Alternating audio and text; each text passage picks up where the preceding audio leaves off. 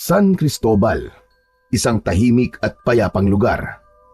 Sa maliit na bayan na to, nakatira ang magmatalik na kaibigan na sina Macario at Lazaro. Sa kabila ng magkalayong agwat ng estado ng buhay nila, ay hindi yun naging hadlang para makabuo sila ng pagkakaibigan. Laki sa hirap si Macario, habang si Lazaro naman ay anak ng pinakamayamang pamilya sa San Cristobal. Nagtatrabaho si Macario sa asyenda ni na Lazaro bilang magsasaka. Ang pagkakaibigan ng dalawa ay nagsimula nung mga bata pa lamang sila. Palagi silang magkalaro noon hanggang sa magbinata na sila ay nagpatuloy pa rin ang maganda nilang samahan. Ngunit ang pagkakaibigan nila ay sinubok nang dumating ang isang babae sa kanilang buhay.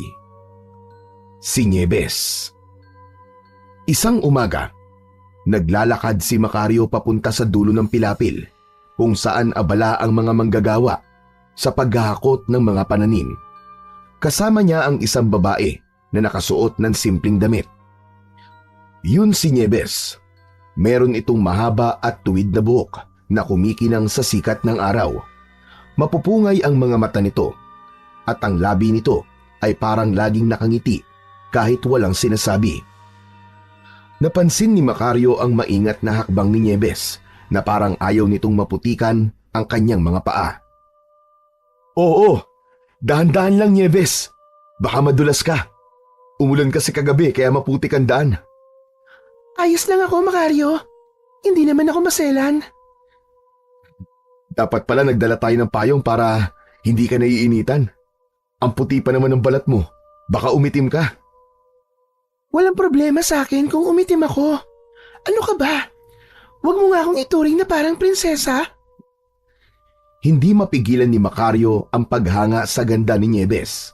Ngunit alam niyang masyadong mataas ang pangarap niya kung iisipin niyang maaaring magustuhan siya nito. Napansin din niya ang pagbaling ng mga mata ng mga trabahador kay Nieves habang dumadaan sila. Maya-maya pa ay narating na ni Macario ang kinaroroonan ni Lazaro na abala sa pagbibilang ng mga sako ng bigas. Nang mapalingon si Lazaro sa kanila ay kay Nieves kagad ang atensyon ng mata nito. Lazaro, si Nieves nga pala. Anak siya ni Mang Esteban. Galing siya sa Maynila.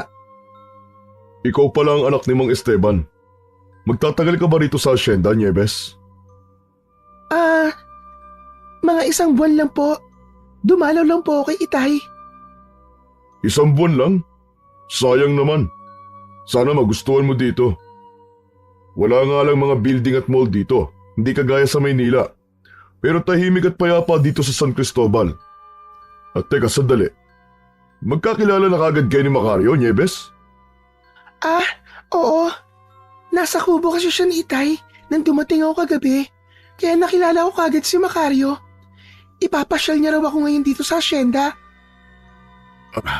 Alam mo, Nieves, marami pang gagawin si Macario eh.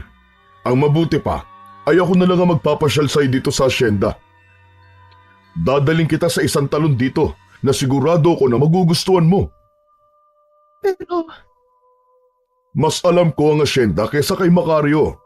Kung hindi mo na itatanong, ako ang anak na may-ari nito at balang araw, ako na magmamana ng lahat ng nakikita mo. Hindi na hinintay pa ni Lazaro na magsalita si Nieves. Hinila niya na ito, palayo kay Macario. Habang palayo si Nieves, ay lumingon ito kay Macario na parang nagpapasaklolo, pero ngumiti lang siya na parang nais niyang iparating na ligtas ito kay Lazaro. Hindi maitatanggi kay Macario na nagustuhan din kagad ni Lazaro si Nieves. Hindi na siya nagtaka dahil si Nieves ay may taglay na kagandahan at kasimplihan na lahat ng lalaki ay papangarapin. Isang gabi, habang bilog ang buwan at puno ng bituin ang kalangitan, ay magkatapat sina Macario at Lazaro sa isang lamesang gawa sa kahoy. May bote ng lambanog sa gitna nila at pulutan na sisig. Tahimik ang paligid nun, maliban sa mga huni ng kuliglig. Paminsan-minsan ay nag-iinom ang magkaibigan, lalo na kapag nais nilang mag-usap sa mga seryosong bagay. Ay sasabihin nga pala ako sa'yo, Macario. Tungkol to kay Nieves. Ha? Tungkol ka mo kay Nieves? Oo. Gusto ko siya, pare. Alam kong ikaw ang una niyang naging kaibigan dito. Kaya gusto ko sanang humingi ng tulong sa'yo. Tulungan mo naman akong ligawan siya. Seryoso ka ba kay Nieves, pare? Ang ibig ko sabihin ay, kilala kita eh. Mahilig kang maglaro pagdating sa mga babae. Naaawa lang kasi ako sa kanya kung magagaya lang siya sa mga pinaiyak mo babae. Seryoso ako sa kanya, Macario. Ngayon lang ako nakaramdam ng ganito sa isang babae. Mabuti naman kung ganun. Ano palang gusto mong gawin ko? Anong klaseng tulong ang kailangan mo? Madali lang, tol. Ilakad mo ako sa kanya. Sabihin mo na mabuti akong tao. Ikwento mo sa kanya kung gaano ko siya pinahalagaan. Alam mo na, bigyan mo ako ng magandang tulak sa kanya. Sige, tutulungan kita. Pero sa tingin ko, baka hindi siya ganun kadaling mapasagot eh. Kaya nga nandiyan ka eh, di ba? Ikaw ang alas ko, Macario. Hindi ako sanay sa ganitong bagay eh. Mas madali sa akin na makipagnegosyo kaysa sa manligaw ng babae. Alam mo naman na hindi ako tumutuloy sa ligawan eh. Pero iba kasi si Nieves, pare. Siya ang klase ng babae na dapat na nililigawan. Pilit na itinago ni Macario ang sakit ng kanyang nararamdaman. Sa kaloob-looban niya, gusto niyang aminin kay Lazaro na mahal din niya si Nieves. Ngunit alam niyang wala siyang karapatan. Hindi siya kasing yaman at kasing gwapo ng kaibigan niya. Alam niya na kung sabay silang manliligaw kay Nieves ay si Lazaro ang pipiliin nito. Kaya naman kinabukasan, sinamahan ni Macario si Lazaro na magdala ng mga bulaklak at mga prutas sa bahay ni Nieves. Habang nanonood si Macario mula sa malayo, nakita niya kung paano pilit nang humingiti si Nieves sa harap ni Lazaro. Hindi yun ngiti ng tuwa, kundi tila napipilitan lamang itong harapin si Lazaro. Ramdam ni Macario na walang nararamdaman si Nieves para sa kaibigan niyang si Lazaro. Sa sandaling yon, lalong tumitindi ang sakit na nararamdaman ni Macario, ngunit sa kabila nun ay nanatili siyang tahimik. Tinupad niya ang kanyang pangako kay Lazaro na tutulungan niya itong mapasagot nito si Nieves kahit pa unti-unti nang nadudurog ang kanyang puso. Nagpatuloy ang pagtulong ni Macario kay Lazaro sa panliligaw nito kay Nieves. Isang gabi, nagtungo sila sa kubo ni Nieves na may dalang gitara. Patay na ang ilaw sa loob ng kubo, kaya sigurado sila na tulog na si Nieves at ang tatay nito. Macario, sigurado ako matutuwa si Nieves nito. Sino ba naman ang hindi kikiligin sa harana, hindi ba? Oo nga pre, pero na-practice mo ba yung kanta? Baka sintonado ka pa rin ha? Kulang nga lang eh, kumuha na ako ng voice lesson eh. Basta, ayusin mo ang pagigitara mo. Alam kong ikaw ang expert pagdating dyan eh. Maya-maya pa ay nagsimula ng tumugtog ng gitara si Macario at sinundan yon ng pagkanta ni Lazaro. Hindi nagtagal ay bumukas ang bintana sa harapan nila at dumungaw doon si Nieves. Pilit ang naging ngiti nito at hindi yun nakaligtas sa mapanuring mga mata ni Macario. Matapos umawit ni Lazaro ay pinatuloy sila ni Nieves sa loob ng kubo. Agad na inabot ni Lazaro ang isang bungkus ng rosas kay Nieves. Salamat, Lazaro. Sana hindi ka na nagabala pa. Hindi ka abala para sa akin, Nieves. Kahit lahat ng oras ko ay kaya kong ibigay sa'yo. Maraming salamat, Macario. Ang husay mo palang tumugtog ng gitara. Nakakahanga ka. Maraming salamat, Nieves. Kulang na nga ako sa practice eh. Ang pagkanta ko, kumusta, Nieves? Ayos lang naman. Medyo wala ka lang sa tono. Pero alam mo, sobra ko na-appreciate ang effort yung dalawa. Sa sumunod na mga araw, hindi pa rin tumigil si Lazaro sa panliligaw kay Nieves. Nagpadala ito sa babae ng mamahaling mga regalo tulad ng alahas, imported na tsokolate at mga bulaklak na pinaangkat pa nito sa ibang bayan. Madalas ay si Macario ang nagdadala ng mga yun kay Nieves dahil sa abala si Lazaro sa mga gawain sa hasyenda. Sa tuwing nagdadala ng regalo ni Lazaro si Macario kay Nieves, ay palagi niyang napapansin ang malamlam na ekspresyon nito. Minsan, lumapit si Nieves kay Macario at mahina itong nagsalita. Macario, pwede bang sabihin mo kay Lazaro na huwag na siyang mag-abala? Hindi ko naman kailangan ng mga ganyang bagay eh. Anong ibig mong sabihin? Nahihiya kasi ako magsabi sa kanya. Pero, gusto ko na sana siyang huminto sa panliligaw sa akin. Hindi ko siya gusto, Macario. Nagsasayang lamang siya ng oras. Bakit hindi mo bigyan ng pagkakataon ng kaibigan ko, Nieves? Ako na nagsasabi sa'yo. Mabuting tao si Lazaro. Hindi pa ba pagbibigay ng pagkakataon ng ginawa ko na hinayaan ko siyang manligaw? Pero, wala talaga akong nararamdaman sa kanya eh.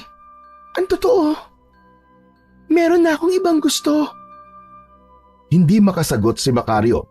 Ang naisip niya ay baka merong nobyo si Nieves na nasa syudad. Alam niyang hindi niya maaaring sabihin yun kay Lazaro dahil hindi niya kayang makitang masaktan ang matalik niyang kaibigan. Nang sumunod na araw ay inutusan na naman ni Lazaro si Macario na magdala ng regalo. Isang kahon na nakatali ng pulang laso ang dinala ni Macario sa kubo ni Nieves. Nakita ni Macario si Nieves na nakaupo sa mahabang bangko sa ilalim ng puno ng mangga.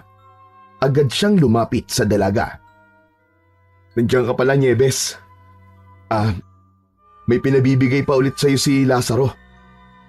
Macario, sinabi ko na sa'yo na sabihin mo kay Lazaro na tigilan niya na ako. Alam ko naman yun, Nieves. Pero hindi ko pa nasasabi kay Lazaro na ayaw mo na magpaligaw sa kanya. Ano bang mali sa matalik kong kaibigan? Mabait naman siya. Saka gwapo pa. Hindi ko siya gusto, Macario. Pero alam ko mabuti siyang tao. Yun lang. Hindi ko talaga siya mahal. Dahil ba meron ka ng nobyo sa Maynila? Kaya ayaw mo kay Lazaro?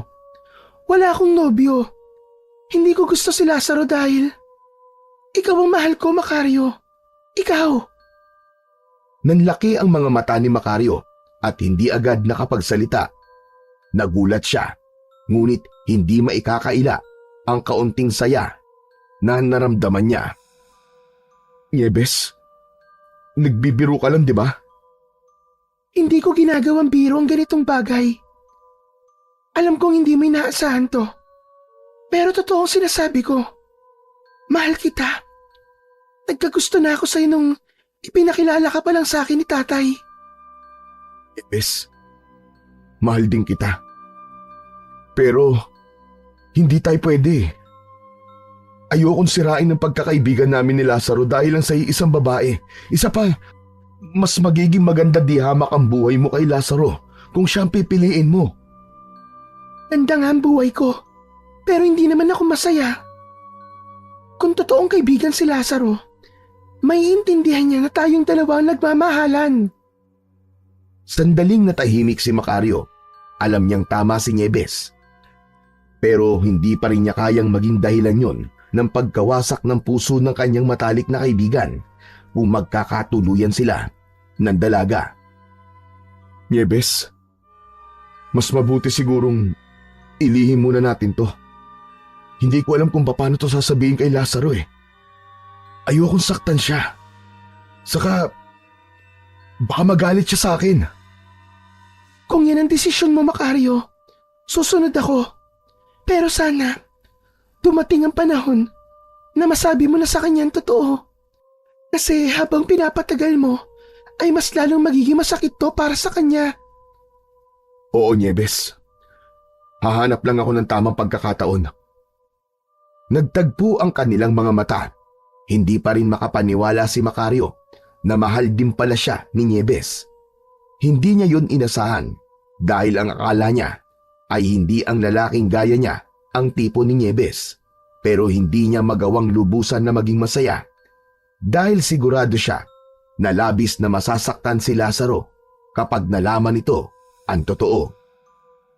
Isang gabi, lahat ng tao sa hasyenda ay tulog na, maliban kina Macario at Nieves na magkahawak ang kamay na nagtungo sa magubat na bahagi ng hasyenda. Huminto sila sa ilalim ng isang malaking puno at agad na siniin ng halik ni Macario si Nieves.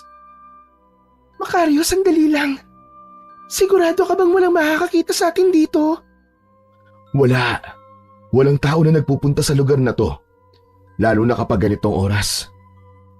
Mahal na mahal kita, Nieves.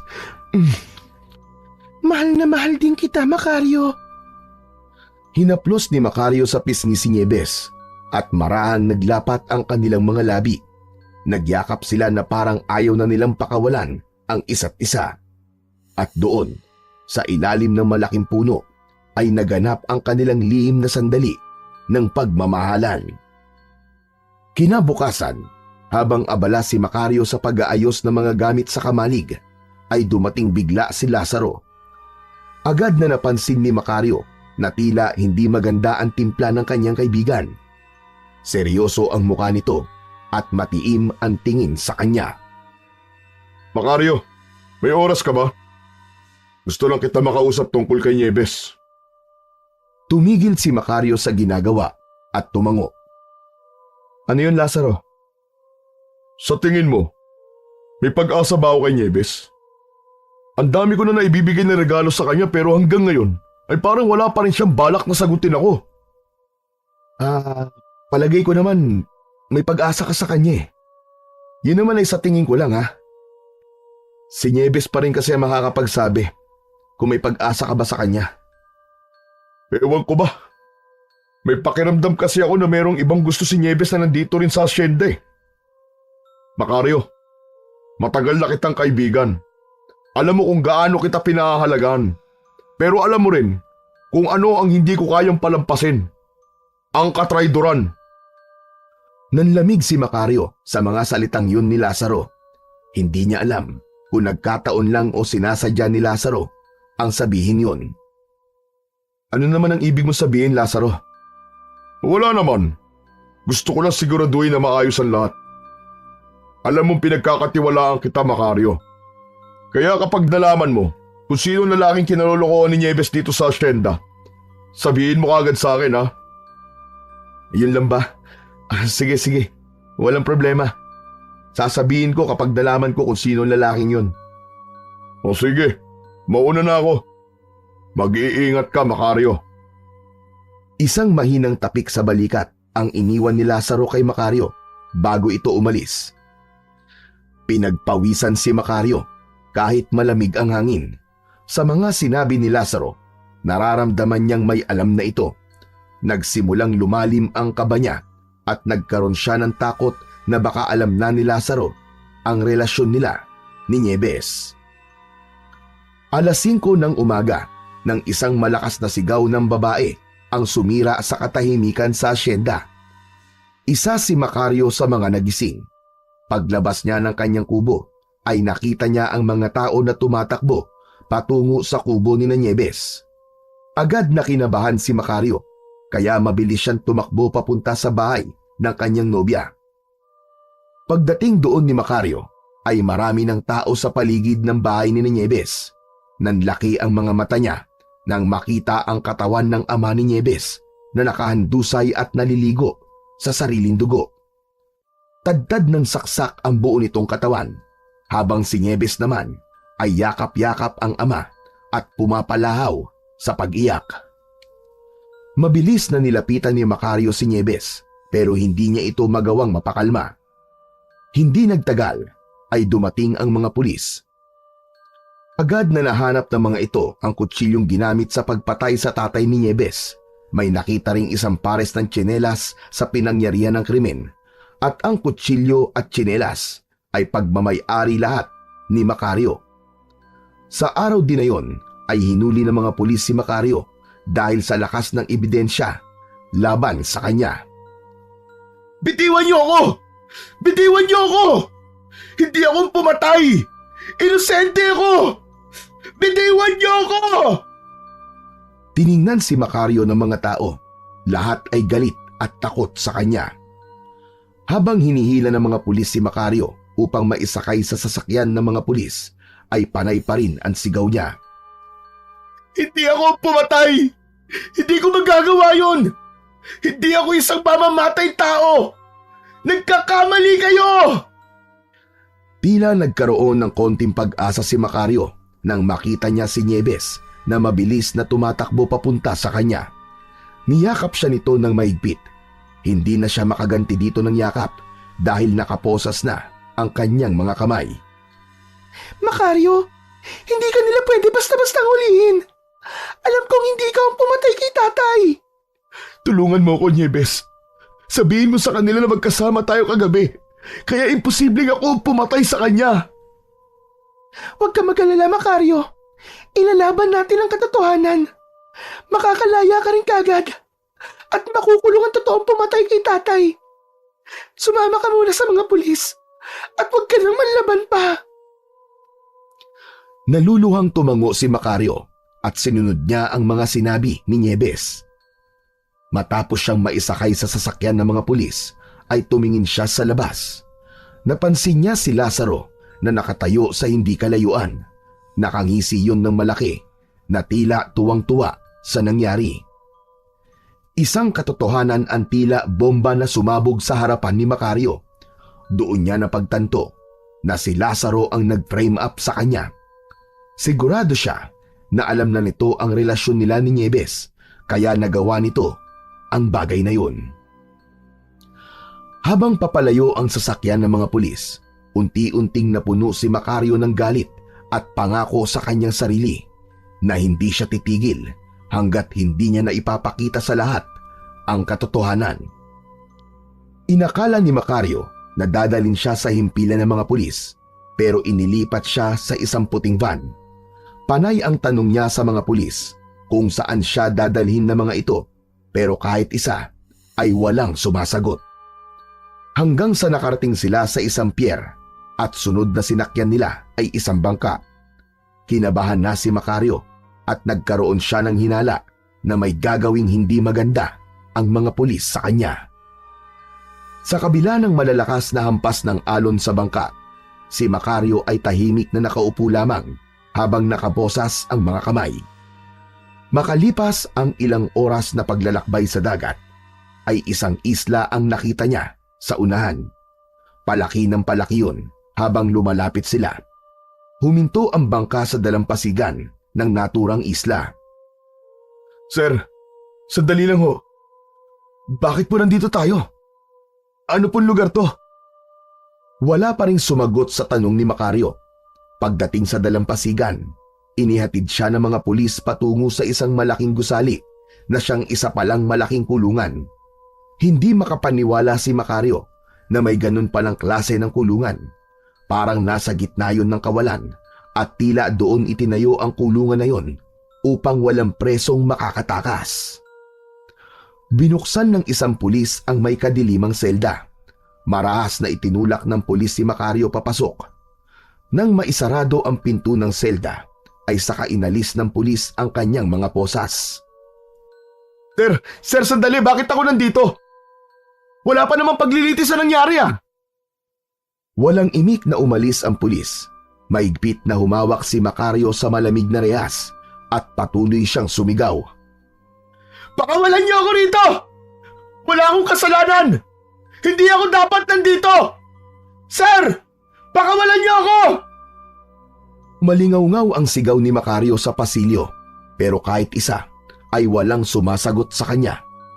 Maya-maya pa ay nagulat siya ng isang boses ng matandang lalaki ang narinig niya sa isang sulok ng selda.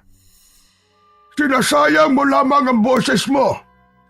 Dahil kahit anong sigaw mo riyan, hindi ka nila papakinggan. Dahil bayad na sila.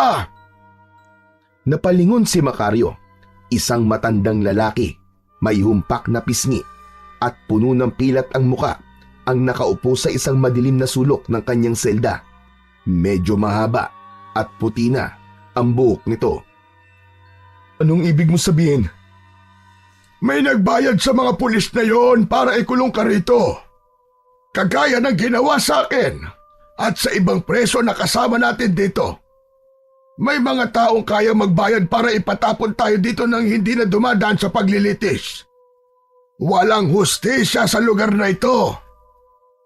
Nanlaki ang mga mata ni Macario. Ang kanyang tuhod ay nanghina at napaupo siya sa malamig na sahig ng selda. Si Lazaro. Siya ang nagbayad sa mga pulis para makulong ako rito. Dahil tayong dalawa magiging magkasama sa selda, kailangan nating malaman ang pangalan ng isa't isa. Ako nga pala si Andoy. 30 taon na akong nakakulong dito. 30 taon? Paano mo kinaya na ganun ka nakatagal sa lugar na ito? Kapag napunta ka sa islang to, wala ka na magagawa kundi ang tanggapin na dito ka na rin mamamatay. Ikaw, anong pangalan mo? Macario. Ako po si Macario. Anong kwento mo, Macario? Bakit ka napunta rito? Atang, isa po akong trabahador sa asyenda na pagmamay-ari po ng pamilya ng matalik kong kaibigan. Pinagkatiwalaan ko siya. Pero tinraidor niya ako. Hindi niya matanggap na mahal ako ng babaeng mahal niya. Sigurado ho ko na siya ang pumatay sa tatay ng nobya ko at tinanim lang niya mga ebidensya para ako mapagbintangan. Ako naman ay isang magsasaka. Tumanggi akong ipagbili ang lupain ng pamilya namin sa isang mayamang lalaki. Napagbintangan din akong pumatay kagaya mo. Halos parehas lang pala ang kwento natin dalawa. Pero hindi po ako susuko. Aalis ako sa islan to. Tatakas ako at pagbabayarin ko si Lazaro sa ginawa niya sa akin. Isang panaginip at pangarap na lang yung gusto mong mangyari, iho. Walang nakakatakas dito sa Isla Mortus. Bukod sa bantay sarado ang lugar, ay napaliligiran tayo ng malawak na karagatan. Hindi ka pa man nakalalayo. Patay ka na sa pagod sa paglalangoy. Alam mo ba kung bakit tinawag ang isla na to na Isla Mortus? Umiling si Macario. Sa Latin, ang ibig sabihin ng mortus ay patay. Lahat ng nakukulong dito ay dito na rin mamamatay. Kaya kung ako sa'yo, tanggapin mo na lamang na dito ka na rin mamamatay. Tumahimik si Macario. Ang pag-asa na kanina'y nagliliyab sa kanyang puso ay unti-unting pinatay ng mga sinabi ni Andoy. Wala siyang nagawa kundi ang magpakalunod sa bigat ng katotohanan na baka habang buhay na siyang naroon sa islang yon. Mabilis na lumipas ang mga taon at hindi niya namalayan na 7 taon na siyang nasa Isla Mortus. Noong mga unang taon niya ay puro hirap ang dinanas niya. Minsan ay hindi sila kumakain sa isang araw at tubig lamang ang ibinibigay sa kanila. Konting pagkakamali ay ikinukulong siya sa Bartolina kung saan 3 araw siyang walang pagkain. Sa loob ng kulungan ay nakita ni Macario ang pinakamasasahol na anyo ng tao. Ngunit lahat ng yun ay natutunan niyang pakisamahan ng dahil kay Andoy. Naging matalik na kaibigan ni Macario si Andoy. Ito ang nagbigay ng proteksyon sa kanya sa ibang preso na naisaktan si Macario dahil may katungkulan si Andoy sa samahan ng mga preso sa Isla Mortus. Ngunit sa paglipas ng mga taon ay siya rin paghina ng katawan ni Andoy dahil sa katandaan na nito. Araw-araw itong inuubo ng malala pero walang pakialam ang mga bantay kay Andoy at tila hinihintay na lang itong mamatay. Isang umaga, nagising si Macario sa selda nila at nakita niyang hirap sa paghinga si Andoy. Nilapitan niya ito at inalalayan. Ayos ka lang ba, Tatang? Bakit kasi hindi pa ako kunin ng Diyos? Pinapatagal niya pa itong paghihirap ko. Huwag ka magsalita ng ganyan, Tatang. May dahilan kung bakit humihinga ka pa hanggang ngayon. Sandali, ikukuha lang kita ng tubig. Kinuha ni Macario ang isang lata na may laman na tubig. Ibinigay niya yun kay Andoy at uminom ito. Matapos yun, ay ngumiti sa kanya si Andoy. Salamat, Macario. Naalala ko tuloy ang mga anak ko sa iyo. Kagaya mo rin sila na maasikaso sa akin. Pasensya ka na kung nahihirapan ka sa pag-aalaga sa akin. Ano ka ba, Tatang? Kung hindi dahil sa'yo, ay matagal na ako nabaliw dito. Ngunit ang katotohanan ay mabigat para kay Macario. Sa 7 taon na yon, nakita niya kung paano pinahina ng Isla Mortus si Andoy. Sa bawat araw na lumilipas, nawawalan ito ng lakas. Ang tanging nakapagpapalakas lamang kay Macario ay ang kanyang galit. Galit na hindi napawi ng panahon. Nasa isip niya pa rin ang ginawa ni Lazaro sa kanya. Sa kabila ng kawalan ng paraan na makatakas sa Isla Mortus, ay hindi pa rin nawalan ng pag-asa si Macario na makakaalis siya sa islang yon. Ginamit niya ang oras sa Isla Mortus para palakasin ang kanyang katawan. Nagtulak siya ng malalaking bato sa gilid ng kulungan. Nag-eehersisyo gamit ang bigat ng sariling katawan. At sinanay ang kanyang isipan sa pagiging alerto sa bawat galaw ng mga tao roon. Samantala, ang kalagayan ni Andoy ay patuloy pa ring lumalala. Sa tuwing nagkakaroon ng gulo sa kulungan, si Macario ang umaawat at pumoprotekta kay Andoy. Habang inaayos ni Macario ang lumang kumot na gamit ni Andoy, ay sumagi sa isip niya ang nakaraan. Napangiti siya nang maalala niya si Nieves at ang maikling panahon na sila ay nagmamahalan. Ngunit ang ngiting yon ay nawala nang sumagi sa isipan niya ang nakangising muka ni Lazaro. Ang Andoy, nangangako po ko sa inyo na makakatakas ako sa lugar na to at pagbabayarin ko si Lazaro sa ginawa niya sa akin. 7 taon nang nawala sa akin nang dahil sa kahayupan niya. Hanggang ngayon pala ay hindi ka pa rin nawawalan ng pag-asa na makakaalis ka pa sa islang to, Macario. Gusto ko ang determinasyon mo na yan. Pero ipapaalala ko lamang sa'yo, lahat ng nagtangkang tumakas dito at nahuli ng mga gwardya ay pinatay lahat. Yung mga sinubukan lumangoy sa dagat, hindi na alam kung ano ang nangyari. Hindi sumagot si Macario, pero sa kanyang puso, alam niyang hindi titigil ang kanyang laban hanggat hindi niya natitikman ang hustisya na siya mismo ang gagawa. Sa bawat hirap na dinanas niya sa Isla Mortus, ay lalong nag-alab ang kanyang determinasyon na makalaya roon upang maipatikim kay Lazaro ang kanyang galit at paghihiganti. Pagsapit ng gabi, habang nakahiga si Macario sa maliit na higaan sa selda, ay hindi mawala sa isip niya ang magandang muka ni Nieves. Inisip niya na kung hindi siya napunta sa Isla Mortus, malamang ay kasal na silang dalawa at may mga anak na sila. Naputol ang kanyang pag-iisip nang marinig niya ang boses ni Andoy. Nagising pa rin pala kagaya niya. Macario! Gising ka pa ba? Oo, Tatang. Gising pa po ako. Akala ko naman tulog ka na. Hindi kasi ako makatulog. Pakiramdam ko, may masamang mangyayari. Macario, may ikikwento lang sana ako sa'yo. Baka sakaling makatulog ako pagkatapos. Sige ho. Ikwento niyo na ho yan para makatulog na ho kayo. Hindi na ho pwede nagpupuyat ang mga matatandang kagaya niyo. Narinig mo na ba ang tungkol sa Isla Kalawit? Isla Kalawit? Alamat po ba yun? Hindi yun isang alamat, Macario. Totoo ito. Marami ang naghahanap sa Isla Kalawit dahil puno ng kayamanan ng islang yun. May mga ginto, perlas, diamante, at kung ano-anong mamahaling bato. Pero hindi lang yun. Sa islang yun daw, matatagpuan ng isang agimat na kung tawagin ay Singsing ni Solomon. Dahil nagbibigay yun ng kakaibang lakas at talino sa sino mang magmamayari nito.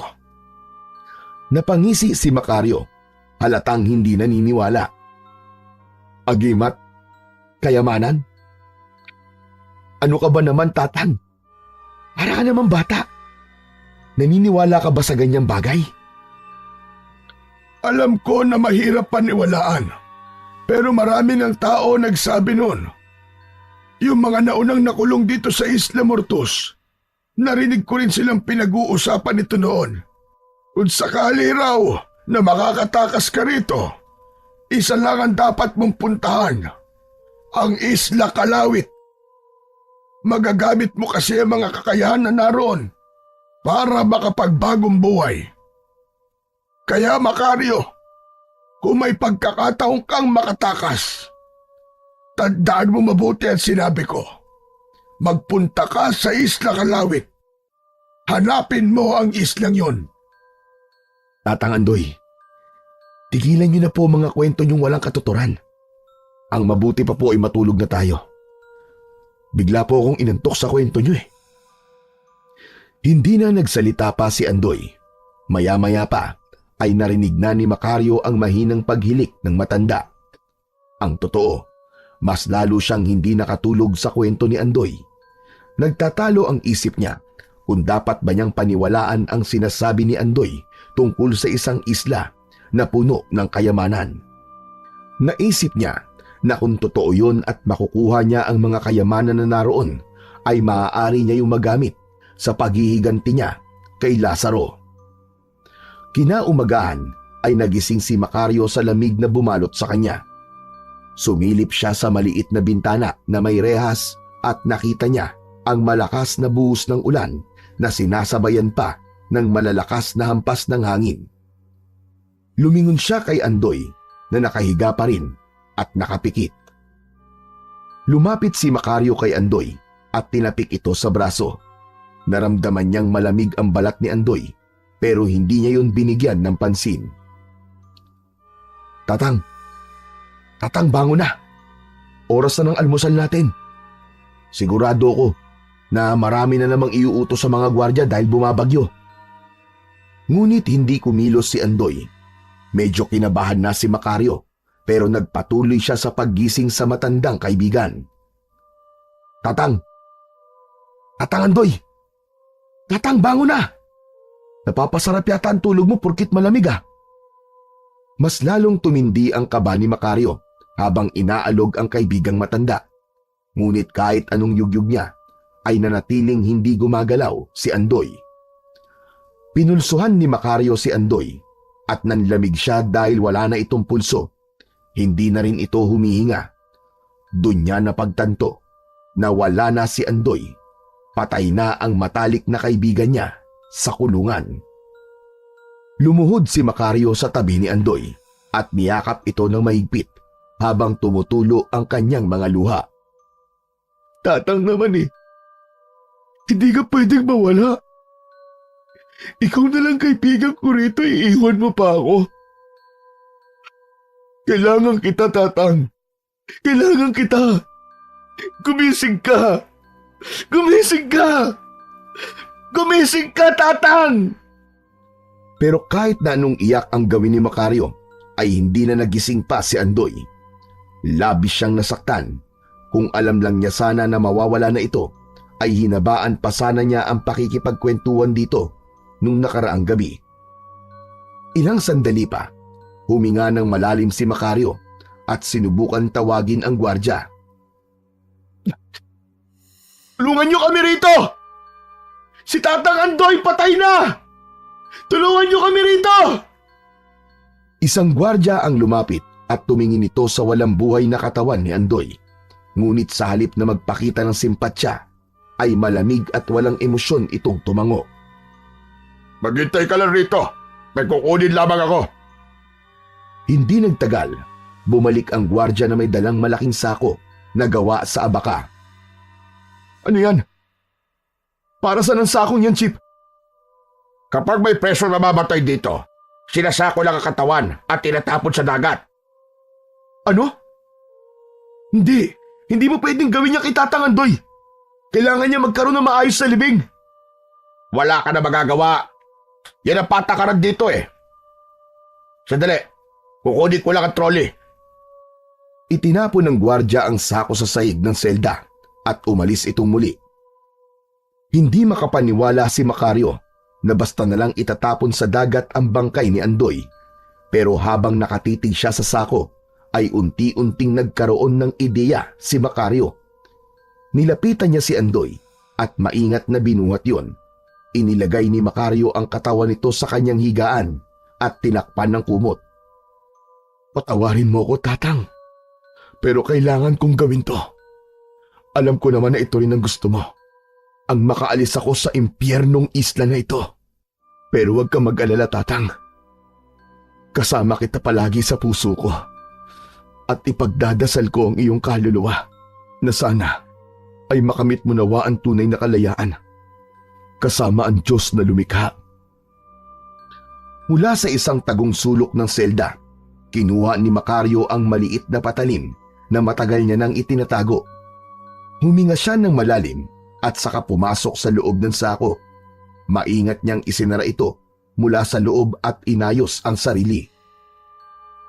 Pagkatapos lamang ng ilang sandali, ay nakita ni Macario sa maliit na siwang ng sako ang pagbabalik ng gwardya na may dalang trolley. Nagulat pa ito nang makitang nasa loob na ng sako ang katawan ni Andoy. Buti na lang pala at pinabilis mo ang trabaho ko, Macario. Ikaw na talaga naglagay ng katawan ni Andoy sa sako. Ay sige, matulog ka lang dyan. Ako na ang bahala dito sa kaibigan mo. Tinalian na ng gwardya ang sako matapos nitong pumasok sa selda. Pagkatapos nun, ay isinakay na nito ang sako sa trolley. Halos hindi na humihinga si Macario sa loob ng sako habang mahigpit ang hawak niya sa patalim. Maya-maya pa ay nakalabas na sila ng kulungan at naramdaman niya ang paghampas ng ulan at hangin kahit nasa loob siya ng sako. Matarik ang daan na tinahak nila at ilang beses siyang nahulog at ibinalik ng gwardya sa pagkakasakay sa trolley. Makalipas ang ilang sandali, ay huminto na ang gwardya sa pagtutulak. Nakita ni Macario na nasa gilid sila ng isang bangin. Biglang itinulak ng gwardya ang sako sa bangin. Mabilis siyang bumulusok pa ibaba at dumiretso sa malalim na bahagi ng dagat. Mabilis na napuno ng tubig alat ang sako, ngunit nanatiling kalmado si Macario. Mabilis na ginamit ni Macario ang patalim at sinimulang sirain ang sako. Hanggang sa wakas ay tuluyan na siyang nakalaya sa sako at nagsimula siyang lumangoy palayo sa isla. Ngunit ang lakas ng alon ay hindi umayon kay Macario. Paulit-ulit siyang nilamon ng alon at malakas na dinala sa iba't ibang direksyon, hanggang sa isang malakas na alon ang humampas sa kanya at naramdaman na lang niya ang pagtama ng ulo niya sa malaking bato na naging dahilan upang siya ay mawalan ng malay. Unti-unting dumilat si Macario. Napangiwi siya dahil sa sakit na nararamdaman niya sa kanyang ulo. Ang unang narinig niya ay ang tunog ng alon. Pilit siyang bumangon at lumabas ng silid na kanyang kinaroroonan. Nagulat siya nang paglabas niya ng silid ay nalaman niyang sakay siya ng isang malaking barko ng mga pirata. Agad na nagsigawan ang mga pirata na tila tuwang-tuwa nang makita siya. Nakasuot ang mga yon ng punit-punit na damit at may mga pilat sa katawan. Ayan na siya! Gising na ang ating bagong laruan! Nagtawanan ang mga pirata at lumapit kay Macario ang isang pirata na sa tingin niya ay pinuno ng mga yon.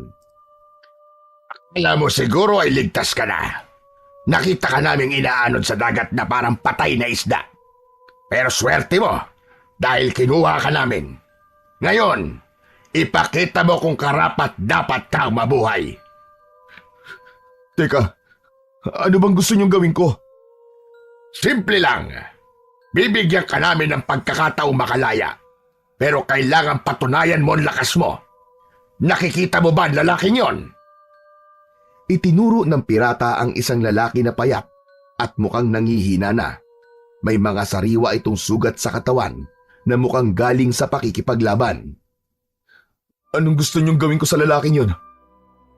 Siya si Basilio. Isa pang tulad mong naligaw sa maling barko. Isa kang maswerteng hangal dahil bibigyan ka namin ng pagkakataon. Ngunit huwag mong malitin si Basilio. Marami na siyang tinalo na kagaya mo. Kung matatalo mo siya, ay malaya ka na at maaari mong gawin ang kahit na anong gusto mo. Makakaasa ba ako sa sinabi mo? Oo naman! Bilang pinuno ng mga pirata sa barkong ito, ay meron akong isang salita. Ngayon, simulan nyo na ang laban at aliwin nyo kami! Nagpalakpakan at nagsigawan ang mga pirata. Tinignan niya si Basilio. Mukhang nanghihina na ito, ngunit nananatiling matalim ang tingin nito kay Macario. Nagdalawang isip si Macario. Alam niyang mali ang sakta ng isang tao na wala namang ginawang masama sa kanya, ngunit ayaw din niyang mamatay sa kamay ng mga pirata. Isa-isa niyang tiningnan ang mga pirata na may hawak na mga espada at baril. Lahat ay nakangisi at naghihintay sa aksyon na mangyayari. Alam niyang hindi siya makakaligtas kung susubukan niyang tumakas o tanggihan ang laban. Ibinigay ng isang pirata ang isang kalawanging patalim kay Macario na agad niyang tinanggap. Nagkatinginan sila ni Basilio. Pareho nilang naintindihan na yun na ang umpisa ng laban para sa kalayaan nila. Hanggang sa nauna nang sumugod si Macario, si Basilio naman ay nagpakita ng kahinaan sa unang galaw. Ngunit sa kabila ng kalagayan nito, ay halata ang karanasan nito sa pakikipaglaban. Si Macario, bagamat may lakas, ay nagkaroon ng pag-aalinlangan na saktan si Basilio. Panay-iwas lang ang ginawa niya sa mga atake nito. Anong klaseng laban yan? Kapag hindi nyo inayos, ay dalawa ko kayong papatayin! May takot na naramdaman si Macario sa kanyang narinig. Sinubukan ni Macario ang lahat ng makakaya niya upang madaig si Basilio. Nagawa niyang maagaw ang hawak nitong patalim. Pinatid niya ito at nang matumba ito ay paulit-ulit niyang pinagsusuntok sa muka hanggang sa nanlupaypay na ito. Halos hindi na gumagalaw si Basilio nang huminto si Macario sa pagsuntok dito. Natalo ko na ho siya. Tapos na ang laban. Anong tapos na? Bakit hindi mo papatayin ang Basilio na yan? Ang usapan ay kailangan ko lang siyang talunin. Natalo ko na siya. Sa lagay niyang yan ay hindi na siya makakalaban pa. Ipinapaalala ko lang na kanina'y sinabi mo na meron kang isang salita. Oo nga. Pero, sige na. Oo na.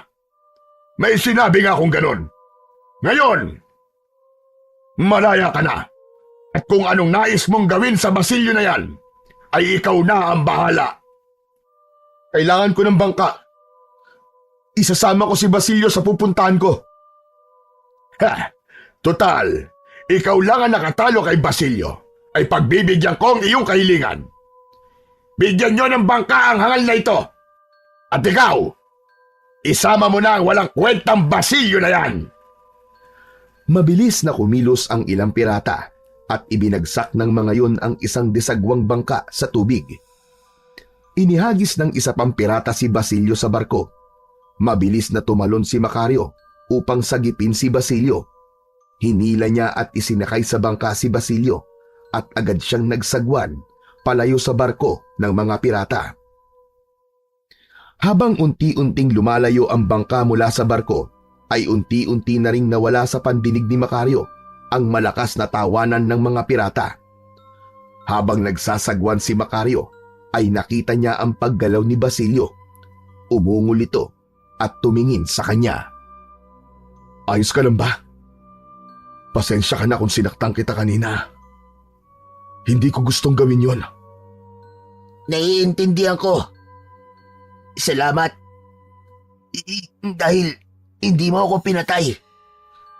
Ano nga pala ang pangalan mo? Ako si Macario. Wala talaga akong balak na patayin ka.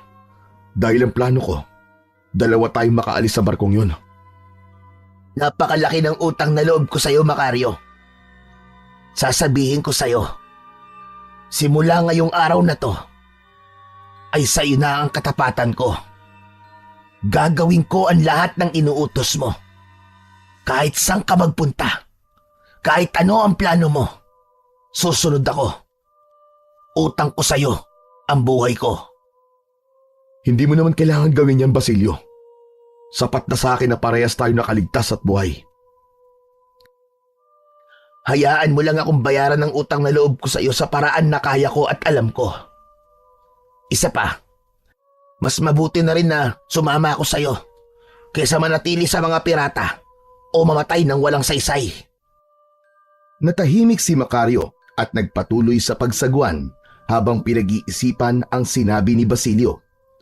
Sa kabila ng lahat ng kanyang pinagdaanan ay masaya siya dahil meron siyang bagong kasama na sa tingin niya ay mapagkakatiwalaan.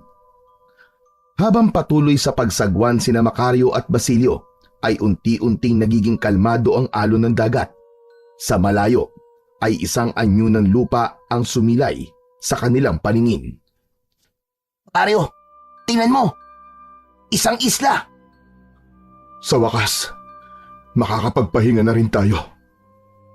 Sana may mga tao ron para makahingi tayo ng tulong. Sana nga. Bilisan na natin sa pagsagwan.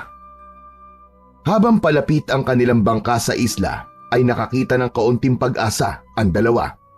Pagdating nila sa dalampasigan ng isla, ay sumalubong sa kanila ang matataas na puno at makakapal na halaman.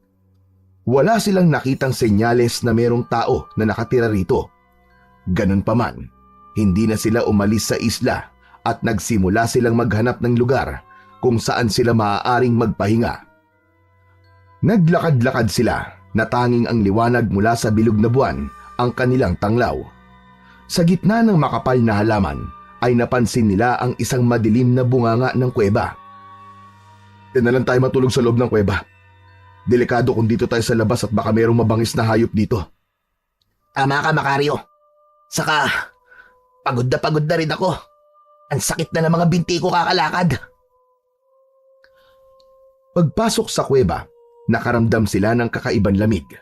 Ang loob nito ay tahimik, maliban sa tunog ng tubig na tumutulo mula sa mga stalactite. Miga sila sa isang malapad na bato sa bandang dulo ng kuweba. Nang dahil sa labis na pagod, kahit hindi sila komportable sa higaan, ay mabilis silang nakatulog. Naunang nagising si Macario kinaumagahan. Pagbangon niya, ay napatulala siya nang makita ang nasa paligid nila ni Basilio. Nagkalat ang mga gintong barya, gintong bara, mga alahas at mga mamahaling bato. Ang dingding ng kuweba ay mistulang palamuti ng kayamanan, isang dambuhalang kabangyaman na hindi niya inakalang totoo. Basilio! Basilio! Basilio, gumising ka! Nagising si Basilio at agad na napanganga sa kanyang nakita sa paligid. Diyos ko, Macario! Totoo ba ito? O nananaginip lang ako? Totoo to, Basilio! Totoo to! Mayaman na tayo! Mayaman na tayo, Basilio! Mayaman na tayo! Habang iniikot ni Macario ang kanyang paningin, bigla niyang napansin ang isang kalansay na nakaupo sa isang sulok ng kuweba. Sa daliri nito ay may suot ito na kakaibang singsing na kumikislap sa liwanag. Nilapitan niya ang kalansay at kinuha mula sa daliri nito ang singsing na may kalakihan. Basilio, madali ka. Tingnan mo ang singsing na ito. Napakaganda. Akin na lang to. Sigurado ka ba dyan, Macario? Baka may sumpa ang bagay na yan. Naging kaibigan ako nun sa selda kung saan ako tumakas. Sinabi niya na merong isang isla na may kayamanan at isang singsing na agimat. Sa tingin ko, ito na ang isla na tinutukoy niya. At ang singsing na ito, maaaring ito ang singsing ni Solomon. Isinuot ni Macario ang singsing sa kanyang daliri. Sa sandaling yun, bigla niyang naramdaman ng isang kakaibang init na dumaloy sa kanyang katawan. Ang kanyang mga kalamnan ay tila nagising at ang kanyang isipan ay luminaw nang hindi niya maipaliwanag. Hindi niya na sinabi kay Basilio ang kakaibang nararamdaman niya. Mabilis na kumilos sina Macario at Basilio. Maya-maya pa ay naging abala na sila sa pag-iipon ng mga gintong barya at mamahaling mga bato. Gumamit sila ng isang sako na nasa bangka upang maghakot ng kahit kaunting kayamanan na nasa kuweba. Matapos yun ay muli silang naglayag gamit ang bangka. Narating nila ang bayan at doon ay mabilis nilang naibenta ang mga kayamanan na nakuha nila. Matapos yun ay bumili sila ng mas malaki at mas matibay na bangka.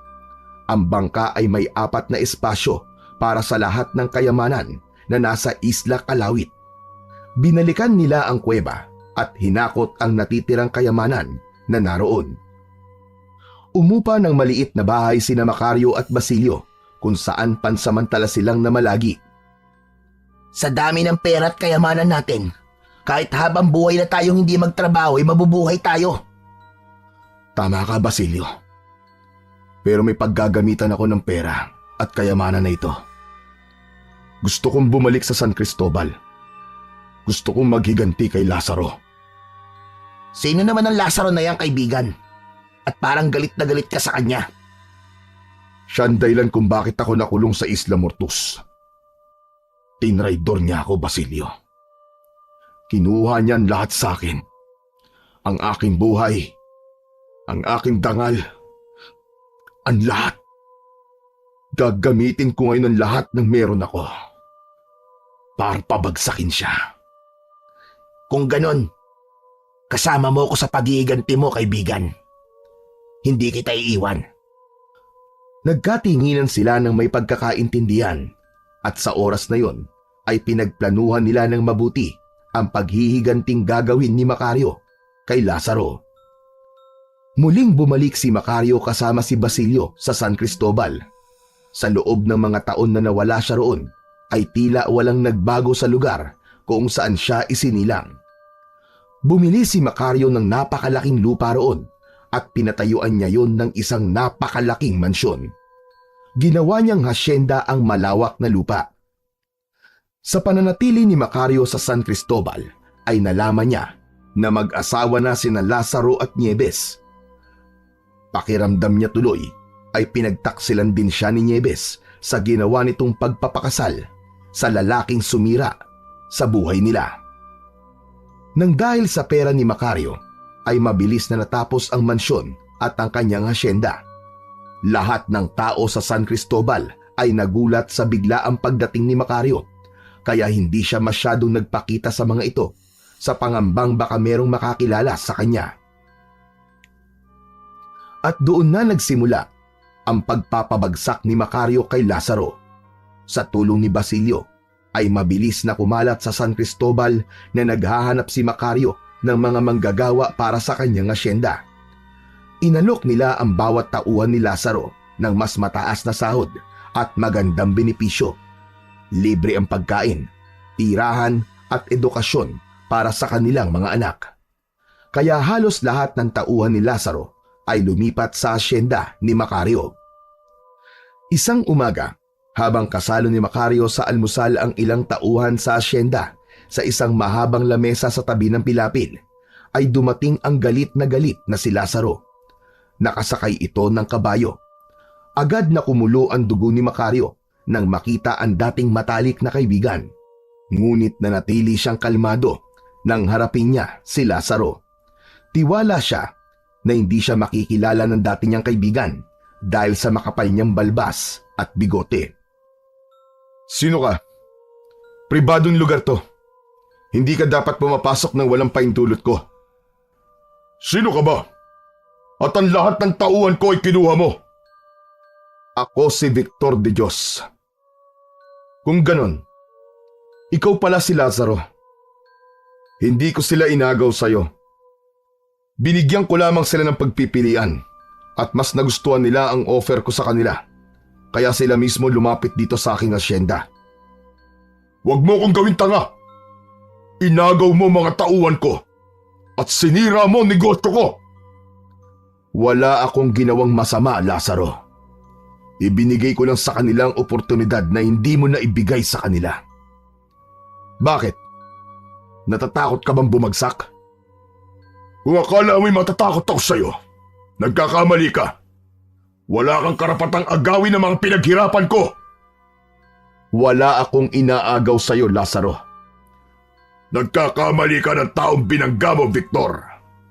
Sisiguraduhin kong babagsak ka rin. Babagsak ka. Tandaan mo yan. Subukan mo. Hindi rin ako natatakot sa'yo, Lazaro. Saglit na nagkatitigan ang dalawa. Sa huli ay mabilis na pinatakbo ni Lazaro paalis ang kabayo niya. Isang nakakalokong ngisi ang sumilay sa labi ni Macario. Nagsisimula pa lamang siya sa kanyang mga plano. Ngunit galit na kagad si Lazaro sa kanya. Hindi na siya makapaghintay sa magiging reaksyon ni Lazaro sa mga susunod pa niyang mga gagawin. Kinagabihan, habang mahimbing na natutulog si Macario, ay tila may bumulong sa kanya para gumising. Sa pagmulat niya, ay naramdaman niya kagad na hindi siya nag-iisa sa kanyang malaking silid. Sa madilim na sulok ng kwarto, unti-unting lumitaw ang isang anino ng isang nilalang. Isang aswang. Ang kanyang anyo ay nakakatakot. Mahaba ang mga kuko, nanlilisik ang mga mata, at may matalim na ngipin. Umalis ka rito! Kung ayaw mo mamatay! Hindi ako ang mamamatay, kundi ikaw! Mabilis na sumugod ang aswang kay Macario, gamit ang matatalim nitong kuko.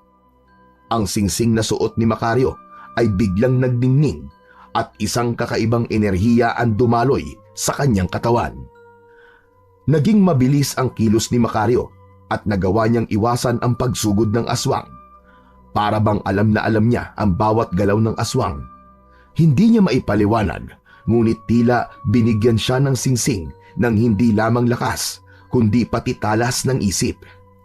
Muling sumugod ang aswang, ngunit sa bawat pag-atake nito ay naiilagan lamang ni Macario, hanggang sa nagawang kunin ni Macario ang patalim niya na palaging nakatago sa drawer sa tabi ng kanyang kama, at nagawa niyang masugatan ang aswang sa braso nito.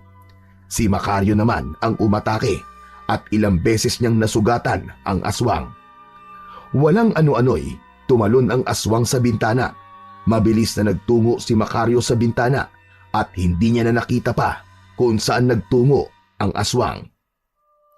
Nagulat si Macario nang biglang bumukas ang pinto ng kwarto niya. Pumasok doon si Basilio na hawak ang isang itak. Macario! Narinig ko ang ingay! Ano nangyari?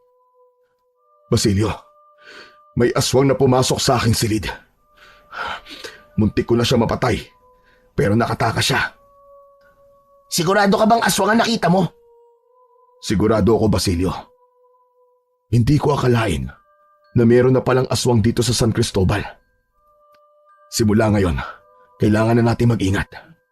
Kakausapin ko bukas sa mga trabador. Kailangan masiguro natin ang kaligtasan nilang lahat. Kung yan ang gusto mo. Pero ang singsing mo, bakit umiilaw ang singsing mo, Macario? Tama nga ang kaibigan ko ron sa kulungan. Totoong may kapangyarihan ng singsing na ito, Basilio. Ito ang nagbigay sa akin ng lakas at talino para mapalayas ko ang aswang kanina. Kakaiba nga pala talaga ang singsing na yan, Macario. Pero sigurado ako, nababalikan ka ng aswang na yon. Kung babalik siya, hihintayin ko siya at sisiguraduhin kong hindi na siya makakatakas dahil papatayin ko siya. Nagkatinginan silang dalawa. Alam nila na ang gabing yun ay ang hudyat ng mas malaking panganib. Ngunit sa puso ni Macario, naroon din ang kasiguraduhan. Sa tulong ng kanyang singsing, walang nilalang o aswang ang maaaring makatalo sa kanya. Isang umaga, habang nag-aalmusal si Macario mag-isa, ay biglang dumating si Basilio. Pinagpapawisan ito at bakas sa muka ang pagkabalisa. Macario, may masamang balita. Ano yun, Basilio? 2 trabahador natin na natagpo ang patay malapit sa ilog. Agad na tumayo si Macario mula sa upuan. Hindi na siya nagsalita pa at nauna na siya kay Basilio sa paglabas ng mansyon. Malalaki ang mga hakbang na tinungo niya ang ilog. Pagkarating ni Macario sa ilog ay may ilang trabahador ang naroon. Halos bumaligtad ang sikmura niya nang makita niya ang 2 bangkay na nakahandusay. May mga sugat sa liig at dibdib. Na parabang inatake ang mga yon ng isang mabangis na hayop. Bukod pa roon ay parehas na wakwak ang tiyan ng 2 at nakalabas ang mga lamang loob. Agad na nagpatawag ng pulis si Macario, ngunit malakas ang hinala niya na hindi tao ang pumatay sa mga trabahador niya, kundi isang aswang. Kaya naman, agad niyang tinipon ang lahat ng trabahador niya para sa isang mahalagang anunsyo. Alam kong lahat kayo ay natatakot sa nangyari. Alam ko rin na ang iba sa inyo ay hindi maniniwala, pero malinaw na may gumagalang aswang sa paligid. Hindi ko hahayaan na may sunod pang mabibiktima. Kaya't simula ngayong gabi, magro-ronda tayo sa buong hasyenda. Ako naman ang bahala sa paghahati ng grupo. Itiyakin natin na bawat sulok ng asyenda ay mababantayan at hindi na magkakaroon ng susunod pang biktima ng aswang.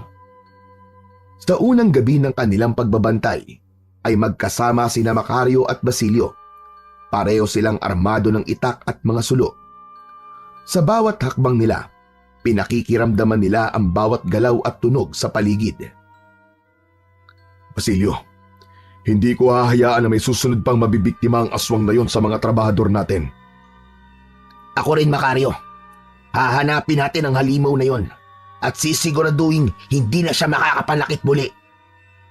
Nagtataka lamang ako kung sino ang aswang na yon at kung bakit mga trabahador natin ang pinatay niya. Malakas ang pakiramdam ko na hindi yun basta pag-atake lang. Sinadya ng aswang na yon na maaapektuhan tayo sa ginawa niyang pagpatay. Habang nagro-ronda sila, naramdaman ni Macario ang kakaibang lakas mula sa singsing. Naniniwala siya na habang suot niya yon ay magagawa niyang lagpasan ang kahit na anong laban na darating sa kanyang buhay, kahit pa yon ay ang pakikipaglaban sa mga aswang. Isang gabi, nagmamaneho si Macario pauwi sa kanyang asyenda. Galing siya sa bayan dahil namili siya ng ilang bagay na kailangan niya. Madilim ang daan, kaya nilakasan niya ang ilaw ng kanyang sasakyan. Maya-maya pa ay isang babae ang bigla na lamang tumawid sa kalsada. Agad niyang inapakan ang preno. Kung hindi niya yun nagawa ng mabilis, ay sigurado siya na mababangga niya ang babae. Biglang bumagsak ang babae, kaya agad na bumaba ng sasakyan si Macario. Nilapitan niya ang babae at nakita niya na nawalan yun ng malay. Miss, okay ka lang ba? Walang sagot na nakuha si Macario. Hinawi niya ang buhok ng babae na nakatakip sa mukha nito at laking gulat niya nang malaman na si Nieves yun. Walang pagdadalawang isip na binuhat ni Macario si Nieves at isinakay sa kanyang kotse. Dinala niya si Nieves sa kanyang mansyon dahil hindi niya ito kayang iwanan sa gitna ng kalsada. Maingat niya tong inihiga sa isang malambot na kama sa isa sa mga silid sa kanyang mansyon. Pumasok si Basilio sa silid at nagulat ito nang makita si Nieves. Macario, sinong babae niyan? Siya si Nieves. Nieves? Ang babaeng ipinagpalit ka kay Lazaro? Oo, siya ang babaeng minahal ko. Pero pinagtaksilan ako. Hindi ko inaasahang makikita ko siya ulit at sa ganitong kalagayan pa. Tingnan mo. Puno siya ng pasa, Basilio. Parang may nanakit sa kanya. Si Lazaro kaya may kagagawa nito? Hindi ko alam, Basilio. Ngunit hindi na rin ako magtataka kung si Lazaro man ang may gawa niyang kay Nieves. Pero siguro, ayan na ang karma niya dahil pinakasalan niya si Lazaro. Niloko rin ako ng babaeng yan. Pinaniwala niya ako na ako ang mahal niya. Pero kay Lazaro din pala siya magpapakasal. Sa gitna ng pag-uusap ni Macario at Basilio ay biglang nagising si Nieves. Agad itong tumingin kay Macario. Mabilis na iniwas ni Macario ang mukha niya dahil nangamba siya na makilala siya nito. Nakita kita sa kalsada kanina, Binibini. Nawalan ka ng malay. Pero maaari ka nang umuwi sa bahay mo ngayong nagising ka na. Hindi muna nagsalita si Nieves. Titig na titig ito kay Macario habang bumababa sa kama. Tumayo si Nieves sa harapan niya habang nangingilid ang luha nito. Macario? Nagkakamali ka. Hindi Macario ang pangalan ko. Ako si Victor. Victor de Dios. Hindi mo ako maluloko. Kilala kita, Macario. Ikaw ang unang lalaking minahal ko. Alam ko ang boses mo. Ang mga mata mo. Ang hugis ng ilong mo. Alam ko ang lahat-lahat sa'yo. Lalabas muna ako. Mukhang kailangan niyong mag-usap. Paglabas ni Basilio ay huminga ng malalim si Macario at diretsyong tiningnan si Nieves sa mga mata. Kung sino man ang Macario na sinasabi mo, hindi ako yon. Makakaalis ka na. Maaari kitang ipahatid sa mga tauhan ko kung natatakot ka maglakad mag-isa. Ang buong akala ko ay patay ka na. Wala na ako nabalitaan sa'yo. Simula nang hulihin ka ng mga pulis. Bakit ba ang kulit mo? Hindi sabi ako si Macario. Ako si Victor de Dios. Biglang niyakap ni Nieves si Macario ng mahigpit, ngunit agad itong itinulak ni Macario palayo. Sa sandaling yon ay tuluyan ng bumagsak ang emosyon ni Macario. Wala kang karapatang yakapin ako, Nieves. Oo na. Ako nga si Macario. Taksil ka. Minahal kita. Pinangarap ko ang buhay na magkasama tayo. Pero anong ginawa mo? Pinili mo ang kaibigan kong traidor. Macario, hayaan mo muna ako magpaliwanag. Paliwanag? Hindi ko na kailangan ng kahit na anong paliwanag na manggagaling sa'yo. Alam mo ba kung ano naranasan ko matapos ibintang sa akin ni Lazaro na ako ang pumatay sa tatay mo? Nakulong ako sa Isla Mortus. Ginawa akong laruan ng mga pirata. Halos ikamatay ko ang bawat araw doon. Sa bawat hampas ng latigo. Ikaw ang nasa isip ko, Nieves. Tapos pagbalik ko rito, malalaman ko na naging asawa mo ang lalaking naging dahilan kung bakit ako naghirap ng gusto. Traidor ka. Traidor kayong dalawa. Nagpakasal kay Lazaro dahil mahal ko siya. Pinilit lang niya ako, Macario. Pinagbantaan ni Lazaro ang buhay ko at ang buhay ng pamilya ko. Hindi ko kayang isugal ang kanilang kaligtasan. Pero kailanman, hindi ko siya minahal. Ikaw pa rin ang laman ng puso't isipan ko, Macario. Ikaw pa rin ang mahal ko. Kung alam mo lang, na araw-araw ako nagdarasal na bumalik ka. At ngayon, nangyari na. Bumalik ka na, Macario. Hindi nakapagsalita si Macario sa mga revelasyon ni Nieves. Nanatili siyang nakatingin sa babae at nakikinig sa mga sinasabi nito. Araw-araw ako nabubuhay sa impyerno. Sa piling ng hayop na si Lazaro. Sinasaktan niya ako. Ginagawang alipin. Kaya tumakas ako, Macario. Mas mabuti lang mabuhay ako sa lansangan kaysa makasama ang isang aswang na kagaya ni Lazaro. Ano? Anong ibig mong sabihin? Aswang si Lazaro? Oo, Macario. Aswang na si Lazaro. Simula na mamatay ang mga magulang niya, ay humina ang kita ng asyenda. Pinili niya maging aswang sa pangako na nakilala niyang aswang na magdadala daw yun ng swerte, kapangyarihan at lakas kay Lazaro. At ngayon, dahil ikaw ang nagiging sagabal sa kanya, sinusubukan niyang pabagsakin ka. Siya ang pumatay sa mga trabahador mo. Hindi na siya ang Lazaro na kilala natin noon, Macario. Alam ko rin na siya ang pumatay kay tatay. Pero wala akong magawa kasi natatakot ako sa kanya. Napansin ni Macario ang sinseridad sa boses ni Nieves at unti-unti niyang naramdaman ang katotohanan sa mga sinabi nito. Lumapit siya kay Nieves at hinawakan ito sa balikat. Nieves, naniniwala ako sa mga sinabi mo. Pasensya ka na kung hinusgahan kita kagad. Wala akong kaalam-alam na dumanas ka rin pala ng impyerno kagaya ko. Parehas lang tayong biktima ng kasamaan at kataksilan ni Lazaro. At naiintindihan ko ang galit mo sa akin kanina. Pero Macario, ayoko nang bumalik kay Lazaro. Huwag kang mag-alala, Nieves. Poprotektahan kita laban kay Lazaro. Sinisiguro kong pagbabayaran niya ang lahat ng kasalanan niya sa ating dalawa. Nagdesisyon si Macario na doon na manirahan si Nieves sa mansyon niya. Hindi na siya pumayag na bumalik pa si Nieves sa impyernong buhay nito sa piling ni Lazaro. At dahil nalaman niya na si Lazaro ay isang aswang, sigurado siya na si Lazaro rin ang umataking aswang noon sa kanya habang siya ay natutulog. Natuwa siya dahil iisa lang pala ang kalaban niya.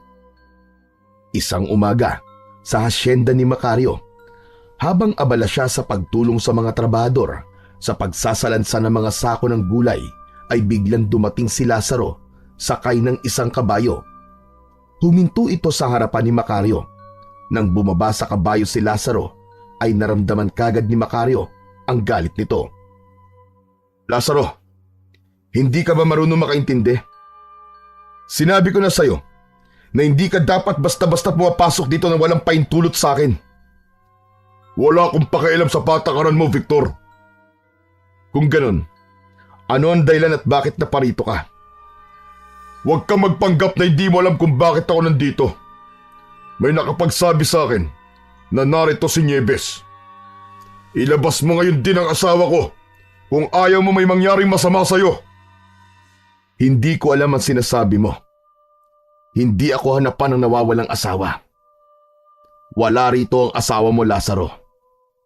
Hindi ko pa nga nakikita kahit dulo ng buhok ng asawa mo. Huwag mo akong subukan, Victor. Hindi mo ko kilala. Ako si Lazaro Madrigal. Wala akong pakialam kahit sino ka pa, Lazaro. At hindi ko gusto ang pagbabanta mo. Kung nawawala ang asawa mo, baka naman may dahilan kung bakit siya umalis sa bahay mo. Babalik ako. At kapag napatunayan ko nagsisinungaling ka, magsisisi ka, Victor. Hindi mo kilala ang kinakalaban mo. Tumalikod si Lazaro at muling sumakay sa kabayo nito. Napangisi nilang si Macario habang pinapanood ang papalayong si Lazaro. Hindi niya tuloy maintindihan kung bakit naging kaibigan niya si Lazaro. Gayong noon pa man ay kitang-kita niya na kung gaano kasama ang ugali nito. Matapos yun ay bumalik na si Macario sa mansyon. Nakita niya si Nieves na abala sa pagluluto sa kusina. Lumapit siya rito at sinabi niya na nagtungo roon si Lazaro at hinahanap si Nieves. Sinabi niya na may nakakita na naroon si Nieves sa asyenda ni Macario at nakarating yun kay Lazaro. Macario, salamat at hindi mo ko ibinigay kay Lazaro. Hindi ko nakakayanin kung bumalik pa ako sa kanya. Ba't nangako ko sa'yo na poprotektahan kita? Wala kang dapat ikatakot, Nieves. Hindi ko hahayaan na saktan ka pa niya. Habang narito ka, ay walang masamang mangyayari sa'yo. Lumapit si Nieves at hinawakan ang braso ni Macario. Hindi ko alam kung paano kita mababayaran, Macario. Pero alam kong mali na nadamay ka pa sa lahat ng ito. Ginagawa ko to, hindi dahil gusto kong suklian mo ang pagprotekta ko sa'yo. Ginagawa ko to dahil mahal pa rin kita, Nieves. Pero kailangan natin maganda. Sigurado ko na babalik siya rito dahil kumbinsido siyang nandito ka. Tumango si Nieves at mahigpit nitong niyakap si Macario. Gumanti ng yakap si Macario at ipiniramdam niya kay Nieves na wala na itong dapat ikatakot pa. Matapos yun ay agad na kinausap ni Macario si Basilio. Malakas ang kutob niya na anumang sandali ay muling babalik si Lazaro upang kunin si Nieves. Basilio, hindi tayo maaaring maging kampante. Kilala ko si Lazaro. Hindi siya susuko ng ganun-ganun lang. Alam niyang narito si Nieves at gagawin niya ang lahat para makuha niya si Nieves. Handa akong protektahan ng asyenda, Macario. Ang mga tauhan natin ay may mga itak at baril na. At pinalalahanan ko na silang magdoble ingat sa gabi. Mabuti kung ganun. Pero kailangan mas matindi ang ating pagbabantay. Ang pagpatay niya sa ating mga tauhan ay indikasyon na kayang-kaya niya talagang pumatay. Hindi isang normal na tao ang kalaban natin, kundi isang aswang. Sa tingin ko naman, ay wala kang dapat na ipag-alala. Nasa iyo ang singsing na nakuha mo sa Isla Kalawit. Naniniwala ko na matatalo mo si Lazaro, Macario. Ayokong umasa masyado sa singsing.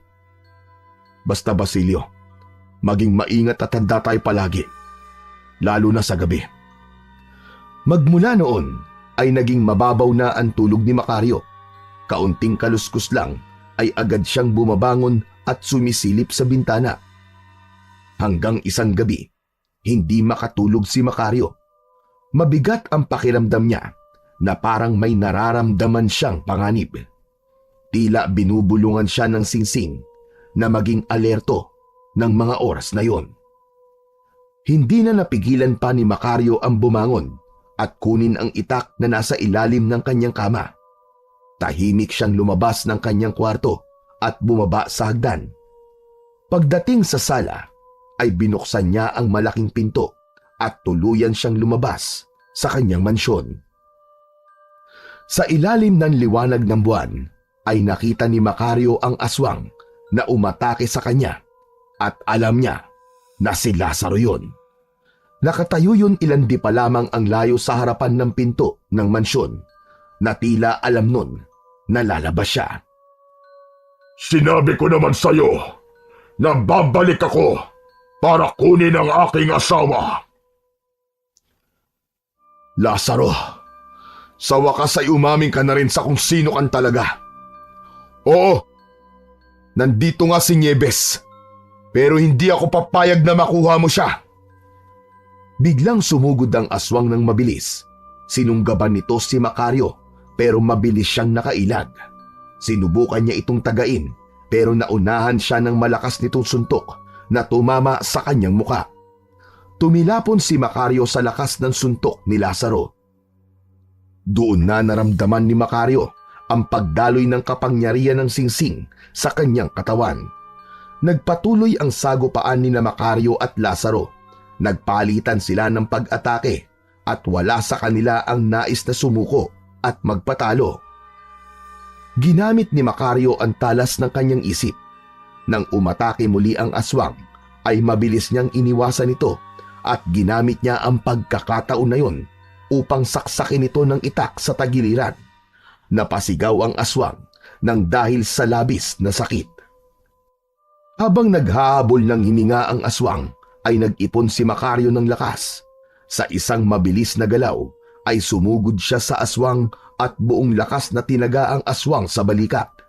Halos humiwalay ang buong braso ni Lazaro sa katawan nito. Hindi pa ron natapos si Macario at isang malakas na saksak sa tiyan ang ibinigay niya kay Lazaro na naging dahilan para bumagsak ito sa lupa. Unti-unting bumalik sa anyong tao si Lazaro. Tumayo naman si Macario sa tabi nito at matiim niya itong tiningnan. Bumalik sa alaala niya ang ngisi noon ni Lazaro nang hulihin siya ng mga pulis. Maawa ka, Victor. Maawa ka. Huwag mo kong patayin. Hindi ako si Victor Dios. Ako si Macario, ang kaibigan mong tinraidor mo. Oras na para magbayad ka sa kasamaan na ginawa mo sa akin. Hindi na hinintay pa ni Macario na makapagsalita si Lazaro at buong galit niyang nilaslas ang leeg nito gamit ang itak. Sumirit ang dugo ni Lazaro at nangisa ito. Maya-maya pa ay tuluyan na itong binawian ng buhay. Mula sa pintuan ng mansyon ay lumabas sina Nieves at Basilio. Yumakap si Nieves kay Macario habang umiiyak. Napapikit si Macario habang pilit na inaalis ang lungkot at bigat sa kanyang puso. Hindi niya intensyon na patayin si Lazaro. Ang nais lang niya ay maghiganti dito. Pero dahil sa pagiging aswang nito at banta sa lahat ng tao sa San Cristobal, ay napilitan na siyang wakasan ang buhay nito. Tapos na. Tapos na, Nieves. Hindi na tayo mangangamba. Salamat, Macario. Sa wakas, tapos na ang kasamaan ni Lazaro. Hindi ko kailanman inakala na sa ganitong paraan magwawakas ang pagkakaibigan namin. Si Lazaro, ang pinakamatalik kong kaibigan noon. Pero siya rin na naging pinakamalaking kaaway ko. Pero tama ka, Nieves. Tapos na ang kasamaan niya. Wala na siyang iba pang magiging biktima. Hindi lang ito paghihiganti, kundi pagliligtas na rin sa lahat ng tao dito sa San Cristobal. Makalipas ang ilang araw, habang mag-isang nasa sala si Macario, ay lumapit si Basilio sa kanya. Nagtaka siya sa dalang maleta ni Basilio na hinuna niya agad na meron itong pupuntahan. Basilio, saan ang punta mo? Biglaan naman yata. Hindi to biglaan, kaibigan. Matagal ko na rin pinag-isipan to. Panahon na. Para naman bumalik ako sa pamilya ko. Natigilan ng sandaling yun si Macario, ngunit maya-maya pa ay ngumiti siya. Naiintindihan kita, kaibigang Basilio. Maraming salamat sa lahat ng ginawa mo para sa akin at sa aking asyenda. Hindi ko ito makakaya na mag-isa kung wala ka. Ako ang dapat na nagpapasalamat sa'yo. Sa panahon na nakasama kita, minsan ay hindi mo ko itinuring na alipin. Pinahalagahan mo ko bilang isang kaibigan at bilang isang tao. Habang buhay kong tatanawin ang utang na loob ko sa'yo, kaibigang Macario. Napangiti si Macario, ngunit hindi na itago ang lungkot sa kanyang muka. Hindi mo alam kung gaano kahalaga sa akin ang mga sinabi mo.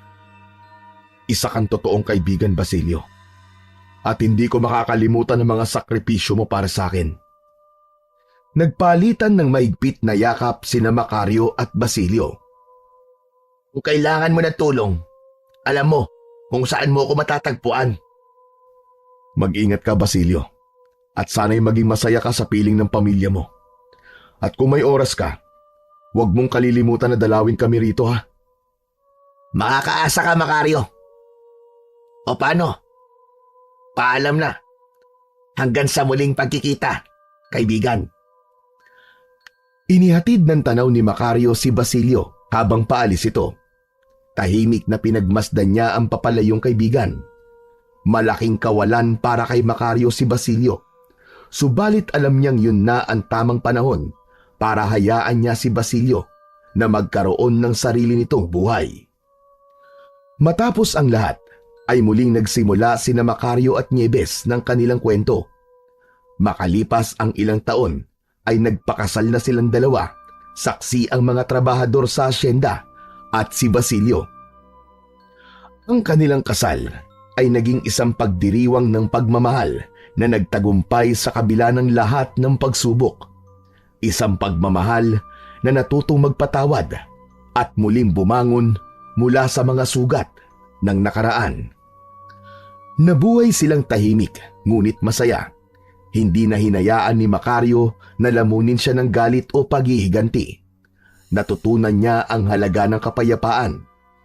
Hindi lamang sa paligid, kundi sa kanyang puso.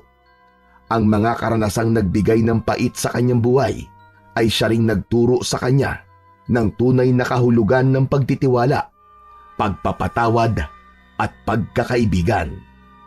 Sa piling ni Nieves, natagpuan ni Macario ang tahanan at ang katahimikan na matagal niya nang inaasam.